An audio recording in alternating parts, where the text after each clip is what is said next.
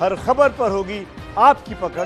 Download कीजिए ABP live app. इस वक्त की बड़ी खबर आ रही है, सुप्रीम कोर्ट में अब सुनवाई शुरू हो चुकी है, जिसका इंतजार काफी समय से किया जा रहा था। रिया की पिटीशन पर सुनवाई शुरू हुई है। इस याचिका में महाराष्ट्र सरकार की तरफ से वकील है अभिषेक मनु सिंघवी, तो रिया चक्रवर्ती की तरफ से वकील श्याम दीवान उनका पक्ष रख रहे हैं। सुशांत के पिता की तरफ से वकील विकास सिंह जिरह कर रहे हैं। केंद्र सरकार की तरफ से वकील तुषार मेहता मौजूद हैं। हम सीधे आपको लिए चलते हैं, अंकित गुप्ता हमारे साथ मौजूद हैं और जरा जानते हैं अंकित गुप्ता से कि पहले कौन अपना पक्ष रख रहा है। अंकित जी, सबसे पहले मामले की जो सुनवाई की शुरुआत हुई है, श्याम दीवान जो कि रिया चक्रवर्ती के वकील हैं, उन्होंने दलीलें पेश करना शुरू किया है। और श्याम दीवान ने जिस तरीके से याचिका दायर हुई थी उसी तर्ज पर अपनी दलीलें पेश करनी शुरू की हैं। उन्होंने साफ तौर पर कहा है कि 25 जुलाई को जो पटना में एफआईआर दर्ज की हुई है, वो वहां पर तो बिहार में तो कोई अपराध ही नहीं हुआ, पटना में तो कोई अपराध हुआ ही नहीं है। तो कोर्ट इस पर विचार करे कि जब वहां अपराध नहीं हुआ है तो फिर आखिर पटना पुलिस मामला दर्ज कैसे कर सकती है। दूसरा पॉइंट उन्होंने उठाया है कि एफआईआर काफी देरी से दर्ज हुई है। सुशांत ने जो सुसाइड किया है, जिसके लिए कहा जा रहा है कि वो कथित सुसाइड है, जिसको लेकर के सवाल है, वो जो है घटना घटी है 14 जून को और मामला दर्ज हुआ है 25 जून को। तो राज्य सरकार का इसमें दखल रहा है, यानी कि राज्य सरकार का हस्तक्षेप रहा है, जिसके चलते ये एफआईआर दर्ज हुई है, जिसका हम लगातार चर्चा कर रहे थे कि कल हलफनामे में भी यही कहा गया था, क्योंकि बिहार में चुनाव है, इस वजह से ये एफआईआर दर्ज करवाई गई है। तो उसी लाइन पर अपनी दलीलों को आगे बढ़ा रहे हैं और कोर्ट से अपील कर रहे हैं कि इन बातों पर विचार करें।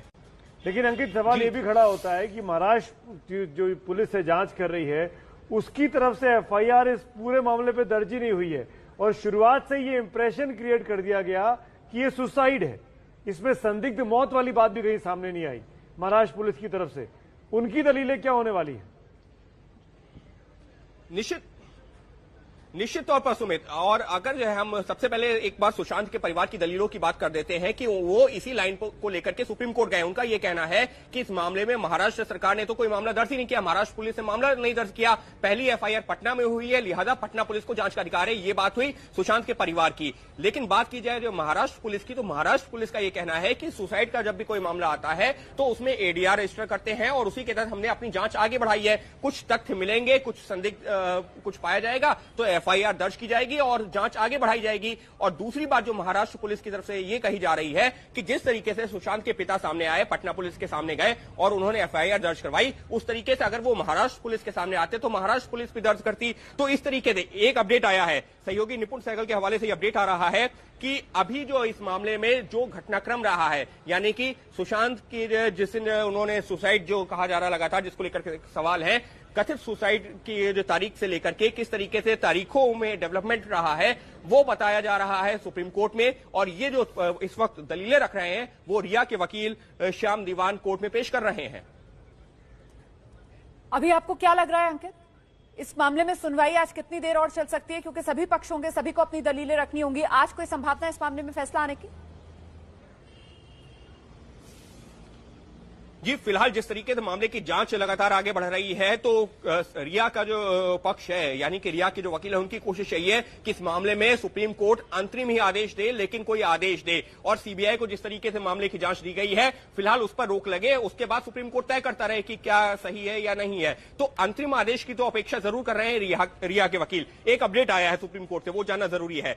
इस दौरान जो रिया के वकील हैं, वो श्याम दीवान, वो अब सुप्रीम कोर्ट को बता रहे हैं कि जो पटना में एफआईआर दर्ज की गई है उसमें क्या क्या कहा गया है। पटना में दर्ज एफआईआर के हिस्सों को पढ़ करके बता रहे हैं और ये बताने की लगातार कोशिश कर रहे हैं कि ये जो इसमें जो क्राइम सीन है, अगर आप कह सकते हैं उसको, या फिर जो एक सीन ऑफ ऑकरेंस, यानी कि जो जहां पर घटना घटी है वो मुंबई में है, पटना में तो कुछ है ही नहीं। और एफआईआर में भी यही कहा गया। तो फिर आखिर पटना पुलिस ने ये एफआईआर कैसे दर्ज की? और यहां पर ये इस वजह से ये दलील महत्वपूर्ण है क्योंकि पटना पुलिस की एफआईआर के ऊपर अगर सवाल उठते हैं और सुप्रीम कोर्ट उसको सही नहीं पाता है, तो जिस तरीके से बिहार सरकार ने मामले को सीबीआई को ट्रांसफर करने की सिफारिश की थी, उस पर भी सवाल उठ जाएंगे। और इस वजह से शुरुआती तौर पर ही उसी एफआईआर के ऊपर सवाल खड़े किए जा रहे हैं। अंकित, ये भी समझाना होगा कोर्ट को भी और दर्शकों को भी कि पटना पुलिस चाहती तो के सिंह साहब की जो शिकायत थी, जिसको एफआईआर में तब्दील किया गया पटना राजीव नगर थाने में, उसको 0 एफआईआर के तौर पर दर्ज करती और केस को ट्रांसफर मुंबई कर देती।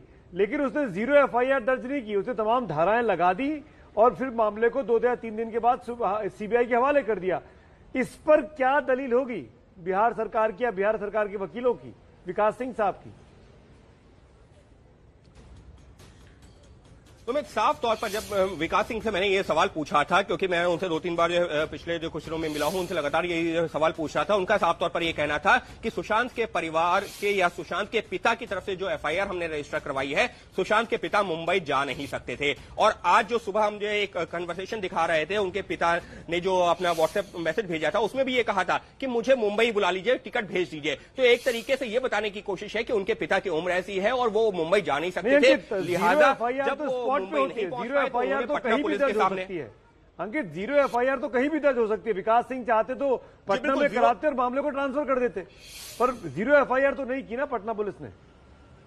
जी बिल्कुल, लेकिन यहां पर यह भी समझना होगा कि सुशांत का परिवार है वो तो कह रहा है कि मुंबई पुलिस की जांच ही सही दिशा में नहीं है, और इसको उन्होंने जो है सब्सटेंशिएट कैसे किया, यानी कि अपनी दलील को पुख्ता कैसे रखा। उनका यह कहना है कि मुंबई पुलिस अभी तक जिन लोगों से पूछताछ कर रही थी वो नेपोटिज्म यानी कि भाई भतीजावाद के एंगल पर जांच कर रही है, तो आखिर वो अपराध की श्रेणी में कैसे आएगा। यहां पर मुंबई पुलिस की लाइन यानी कि जो जांच की दिशा है उसी के ऊपर सवाल उठाते हुए उन्होंने पटना में एफआईआर दर्ज करवाई है। एक अपडेट आया है, यहां पर वो अपडेट जानना जरूरी है कि यहां पर लगातार जो रिया के वकील हैं श्याम दीवान, वो यही बताने की कोशिश कर रहे हैं कि पटना पुलिस, जो सुमित आप सवाल खड़ा कर रहे थे कि जब घटना अगर जो मुंबई में हुई है तो पटना पुलिस ने किस आधार पर यहां पर मामला दर्ज किया। अगर चाहते तो जीरो एफआईआर करके मामला मुंबई पुलिस के पास ट्रांसफर कर देते, लेकिन जो जैसा मैं बता रहा हूं कि जो सुशांत के परिवार के वकील हैं यानी कि उनके पिता के सिंह के वकील हैं विकास सिंह, उनकी दलील साफ तौर पर यही है, हालांकि अभी शुरू नहीं हुई है कोर्ट में दलील, लेकिन वो कोर्ट में यही दलील रखने वाले हैं कि मुंबई पुलिस की जांच जो सही दिशा में नहीं थी,